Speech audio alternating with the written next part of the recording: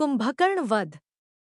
लंकेश रावण के आज्ञानुसार उसके 4 पुत्र त्रिशिरा, अतिकाय, देवांतक तथा नरांतक अपने 2 चाचाओं महोदर एवं महापार्श्व के साथ युद्ध करने के लिए चले। उनके पीछे हाथियों, घुड़सवारों, रथों की एवं पैदल सेना थी। युद्धभूमि में उनका सामना करने के लिए वानरों की अपार सेना पत्थरों, शिलाओं तथा बड़े-बड़े वृक्षों को लिए तैयार खड़ी थी। राक्षस सेना को देखते ही उन्होंने भयंकर गर्जना की और वे शत्रुओं पर टूट पड़ी। वानरों के पत्थरों एवं वृक्षों द्वारा किए जाने वाले आक्रमण के प्रत्युत्तर में राक्षस बाणों, लौमुद्गरों तथा अन्य शस्त्रों से वार करने लगे। इस भयंकर युद्ध के परिणामस्वरूप थोड़ी ही देर में संपूर्ण रणभूमि रक्तरंजित हो गई। राक्षस सेनानायकों ने इतनी भीषण मारकाट मचाई कि चारों ओर वानरों के हताहत शरीर दिखाई देने लगे। राक्षस सैनिकों की भी ऐसी ही दशा थी। उनके घायल शरीर वानरों के शरीरों के साथ मिलकर एक वीभत्स दृश्य उत्पन्न कर रहे थे। जिनके अस्त्र शस्त्र समाप्त हो जाते थे या नष्ट हो जाते थे, वे परस्पर भिड़कर लातघूंसों का प्रयोग करने लगते थे। राक्षस वानरों की पूंछ पकड़कर उन्हीं से अन्य वानरों को मारते थे तो वानर राक्षसों की टांगें पकड़कर उन्हें घमाते हुए अन्य राक्षसों पर वार करते थे। उस समय दोनों दल के पराक्रमी सैनिक निर्भय होकर शत्रुओं का विनाश करने में जुटे हुए थे। जब वानर सेनानायकों ने राक्षसों को भारी संख्या में मार डाला तो रावण के पुत्र नरांतक ने क्रोध में भरकर अपने रणकौशल का प्रदर्शन करते हुए थोड़ी ही देर में सहस्त्रों वानरों को मार गिराया। इससे वानर सेना में हाहाकार मच गया। यह हाहाकार सुन अंगद ने क्रोधित होकर नरांतक को ललकारा। अंगद की ललकार सुनकर नरांतक ने गरजते हुए उसके वक्ष पर प्रास का वार किया, किंतु अंगद ने फुर्ती से प्रास को तोड़कर नरांतक के रथ पर ऐसी लात जमाई कि उसका रथ पृथ्वी पर लुढ़क गया और उसके चारों घोड़े गिरकर मर गए। नरांतक रथ से कूद पड़ा और अंगद के सिर पर घूंसे ही घूंसे बरसाने लगा। तब अंगद ने भी बड़े जोर से उसकी छाती में घूंसा मारा, जिससे उसकी आंखों की पुतलियां फिर गईं। वह रक्त वमन करता हुआ पृथ्वी पर ऐसा गिरा कि फिर वह कभी जीवित नहीं उठ सका। नरांतक के मरते ही वानर सेना ने हर्षनाद किया। नरांतक के वध होते ही हाथी पर सवार रावण का भाई महोदर अंगद की ओर बढ़ा। भाई की मृत्यु का प्रतिशोध लेने के लिए देवांतक और त्रिशिरा भी अपने अपने रथ दौड़ाते हुए अंगद को मारने के लिए झपटे।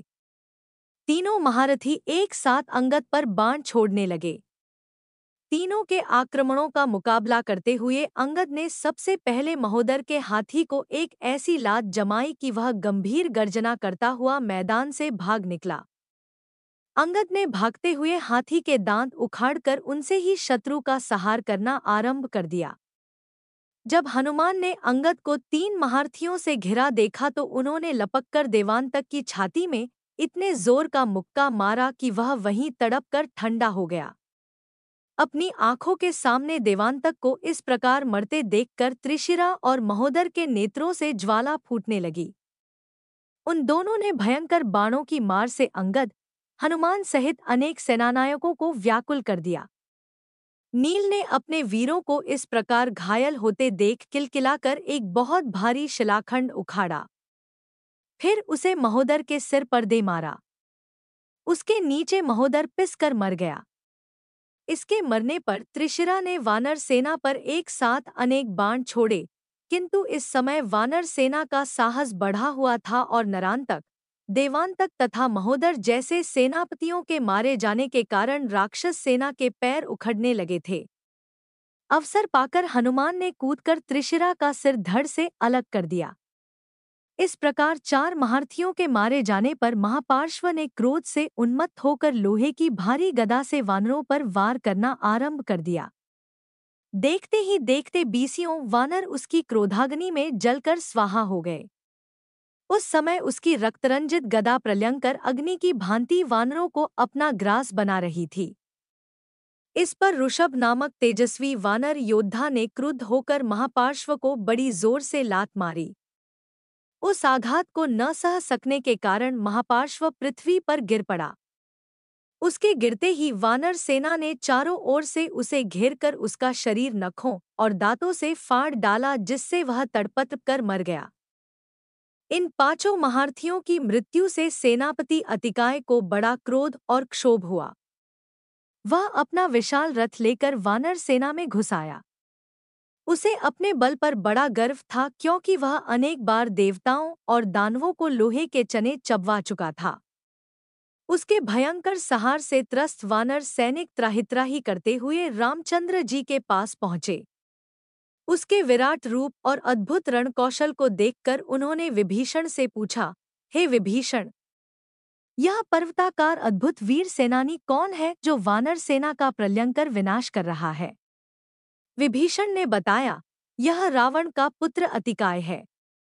मंदोदरी इसकी माता है। साहस और पराक्रम में यह रावण से किसी भी प्रकार कम नहीं है। इसने अपनी तपस्या के बल पर दिव्य कवच तथा रथ प्राप्त किए हैं। सहस्त्रों बार इसने देवताओं और दानवों को परास्त किया है। इसलिए आप इसे मारने का शीघ्र ही उपाय करें, अन्यथा यह हमारी संपूर्ण सेना का विनाश कर देगा। इतने में वानर सेना में अभूतपूर्व मारकाट मचाता हुआ अतिकाय रामचंद्र जी के पास अपना रथ दौड़ाता आ पहुंचा और उनसे क्रोध तथा गर्वपूर्वक बोला, हे तुच्छ मनुष्यों, तुम दोनों भाई मेरे हाथों से क्यों इन बेचारे वानरों का नाश कराते हो? इन्हें मारने में न तो मेरा पराक्रम है और न मेरी कीर्ति ही है। इसलिए मैं तुमसे कहता हूँ कि यदि तुम्हें युद्ध करने की क्षमता और साहस हो तो मेरे साथ युद्ध करो, अन्यथा लौट जाओ और वानर सेना से युद्ध बंद करने के लिए कह दो।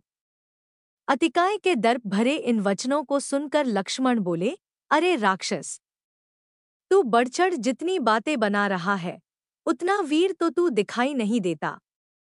तेरा सिर तेरे धड़ से मैं उसी प्रकार अलग कर दूंगा जिस प्रकार आंधी पके हुए ताड़ के फल को गिरा देती है।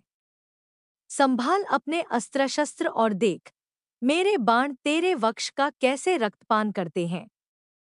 लक्ष्मण के ये कठोर वचन सुनकर अतिकाय ने क्रुद्ध हो एक जलता हुआ बाण उन पर छोड़ा।